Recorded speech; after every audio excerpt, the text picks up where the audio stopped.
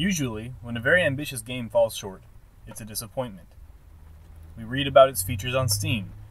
If it's a higher profile game, we may have followed preview coverage and trailers, and when it comes out, it's just a bummer.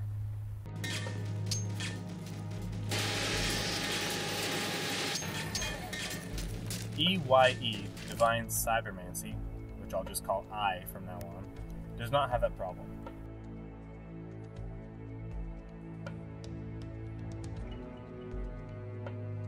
True, it promises a lot and doesn't deliver on all of it, but it's a classic case of aiming for the stars and landing on the moon, or landing in a yellow submarine-esque alternate dimension.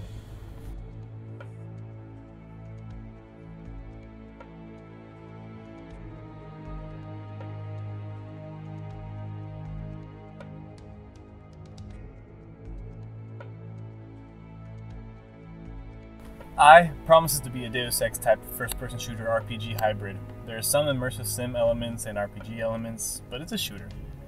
It's built on an early version of Valve's Source engine, which is a Half-Life 2 engine, so thankfully the foundation is strong.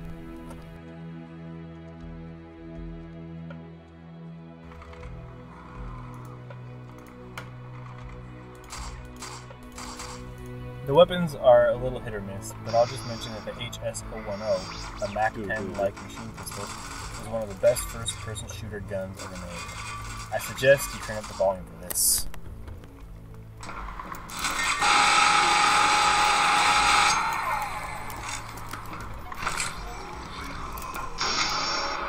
Bring it, bring it, bring it. Son of a gun.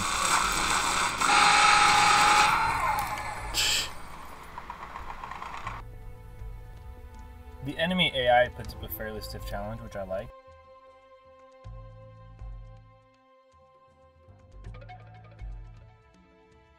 They'll seek cover, throw grenades effectively in groups, they'll cover each other. And they're good shots.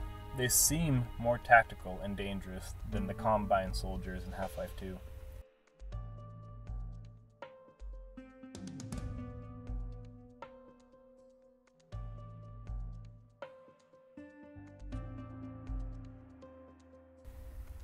The campaign at first seems mysterious and intriguing, and it is bizarre. The whole game is bizarre. This game is really, really weird. But the story soon reveals itself to be an incomprehensible mess. But trust me, you're not here for the plot or the characters. Thankfully, apart from the campaign, there's a very robust mission generator that allows you to load up any map, and the game will randomly generate map conditions and objectives. Additionally, you can play cooperatively, with up to 3 players in the campaign, or 7 players in those individual maps. Each player character's experience, skills, and stats carry over across modes. So, you could load up a map solo, let the game generate objectives for you, and grind XP. It's some of the best grinding I've ever seen, because you're just playing a very fun first-person shooter game. This XP is necessary for unlocking the skills, and skill thresholds are usually prerequisites for some of the cooler items you can get in the game. As you can see, the setting of E.Y.E is unique. It's definitely spectacular most of the time.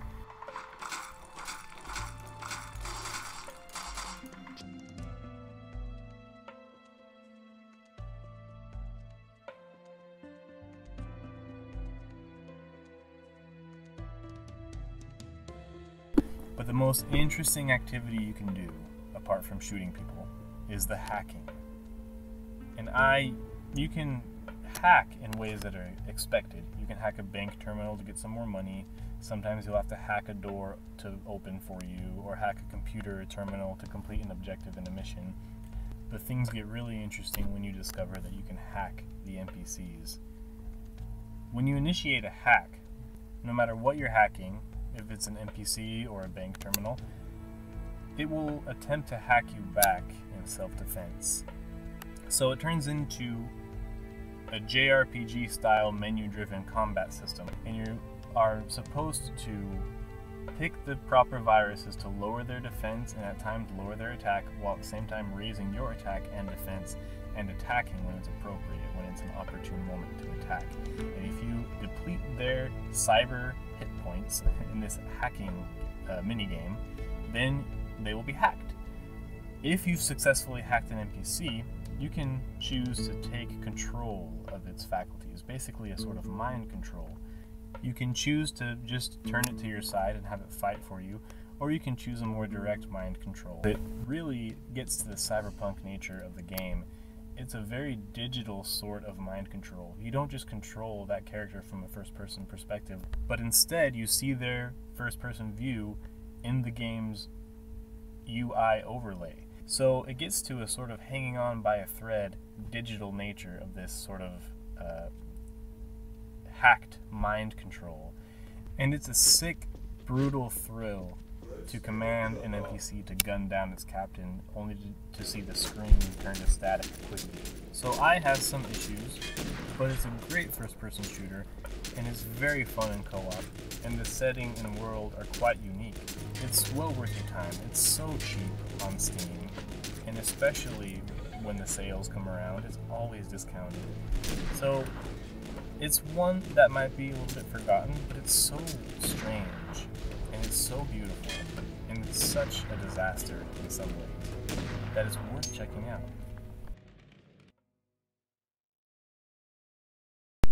This has been a video companion to a written piece on regulationgaming.com. Check out the full piece at regulationgaming.com.